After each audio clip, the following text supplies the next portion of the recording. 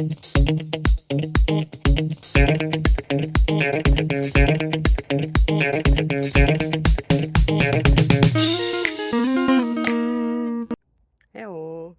So today is sports day, so it's time to do something for us, for our body, and of course for our mind. So how about this next question?